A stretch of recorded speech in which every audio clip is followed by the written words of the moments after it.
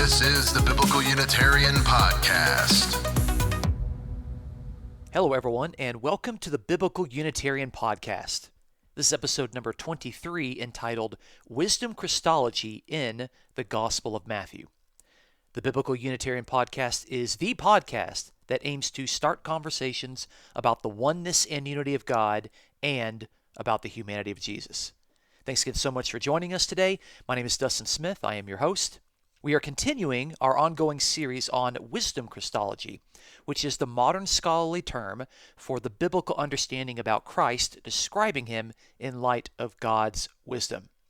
We have already examined the origins of portraying human beings in light of Lady Wisdom within the biblical book of Proverbs and in the subsequent Jewish works of Sirach and in the writings of Philo.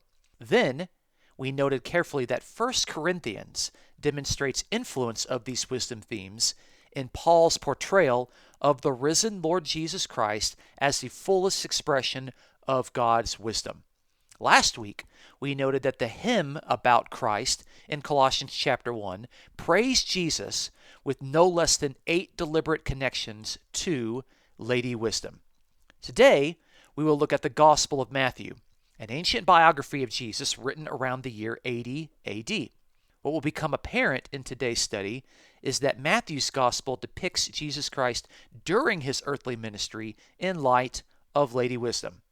We will look at 5 particular places where this Gospel account of the life and teachings of Jesus exhibits wisdom Christology similar to what we have already seen in 1 Corinthians and Colossians.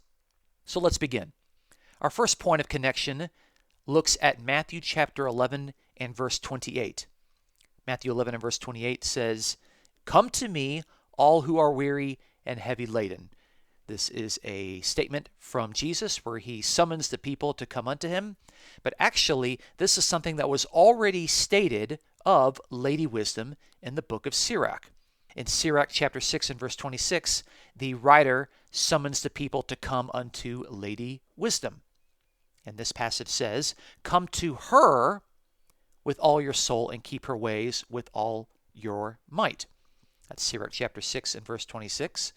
So earlier, the book of Sirach, again written in the year 180 BC, summoned the people to come to Lady Wisdom. And now we're seeing in Matthew chapter 11 and verse 28 where Jesus says, "Come to me, all who are weary and heavy laden." So the summons was formerly for the people to come to Lady Wisdom, and now Jesus summons the people to come unto him. Point number 2 is that Jesus offers rest to those whom he has summoned, just as Lady Wisdom offers rest to those whom she has summoned. Continuing the reading of Matthew chapter 11 and verse 28, Jesus says, "I will give you rest." Just as Sirach chapter 6, and the same passage we just looked at before, the context reads in Sirach 6 and verse 28, "For at last you will find the rest she gives, and she will be changed into joy for you." So in Sirach 6 and verse 28, Lady Wisdom offers rest just as Jesus offers rest in Matthew 11 and verse 28. So that is connection number 2. Our third connection is in Matthew chapter 11 and verse 29. And in this connection, Jesus invites others to accept his yoke. Matthew 11 and verse 29 has Jesus saying, quote, "Take my yoke upon you and learn from me, for I am gentle and humble in heart, and you will find rest for your souls." That's Matthew 11 and verse 29. But again, we can look at Sirach, the 6th chapter, and we can see that Lady Wisdom invites others to accept her yoke. This passage reads, "Put your feet into her fetters and your neck into her collar. Bend your shoulders and carry her, and do not fret under her bonds.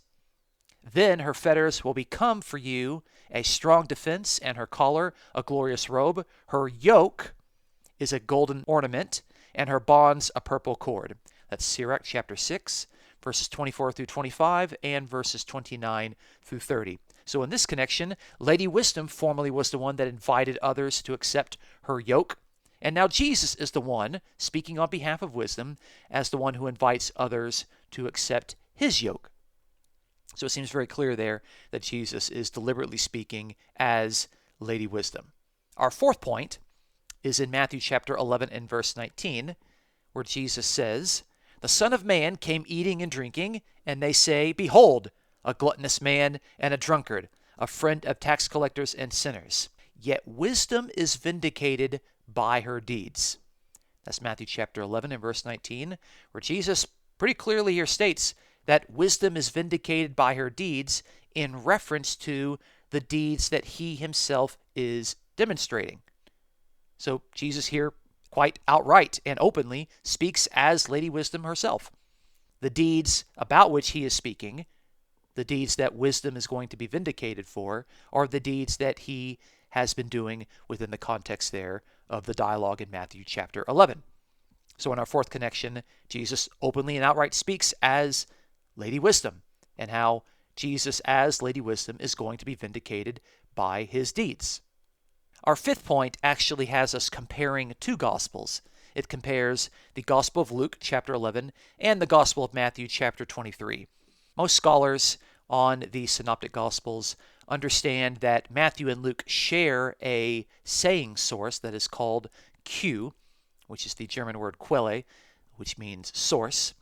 And it's a source that Matthew and Luke shared that were modified within each of these Gospels for their own respective theologies and purposes. And so when we compare these two, we can see how Matthew has drawn upon this source in a way that depicts Jesus as Lady Wisdom.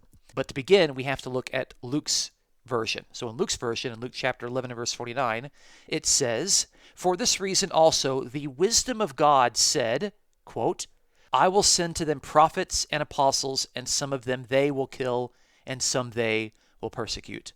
That's Luke chapter 11 and verse 49. But in Matthew's version, it says, quote, "For this reason, behold, I am sending you prophets and wise men and scribes. Some of them you will kill and crucified." That's Matthew chapter 23 and verse 34. And so the interesting point is that in Luke's gospel, Lady Wisdom is the one that sends prophets that are going to be killed. But in Matthew's gospel, it's not Lady Wisdom. It is actually Jesus as the one who is sending the prophets to be killed. So it is interesting there that Matthew, who we've already seen depicted Jesus as Lady Wisdom, is now taking the saying that has been preserved in Luke's gospel about the wisdom of God sending prophets that will ultimately be persecuted and killed, and is now putting this in the mouth of Jesus, to where Jesus says, "I am sending you the prophets, and some of them you will kill and crucify." So the comparison between Matthew 23, verse 34, and Luke chapter 11 and verse 49 moves from the wisdom of God speaking to Jesus himself speaking in the first person and saying, "I am sending you prophets." It's important to remind our listeners that for the Gospel of Matthew to depict Jesus frequently as God's wisdom is not to suggest that Jesus consciously preexisted his birth as this wisdom figure. God's wisdom, as a reminder, was a personification of God's wise interaction with and instruction to his people. For Matthew's gospel to describe Jesus in terms of Lady Wisdom is to effectively state that God is now wisely instructing and interacting with his creation through the means of the human Messiah, Jesus. So, in conclusion, we have observed that, number one, the Gospel of Matthew on 5 different occasions depicts Jesus in terms of Lady Wisdom.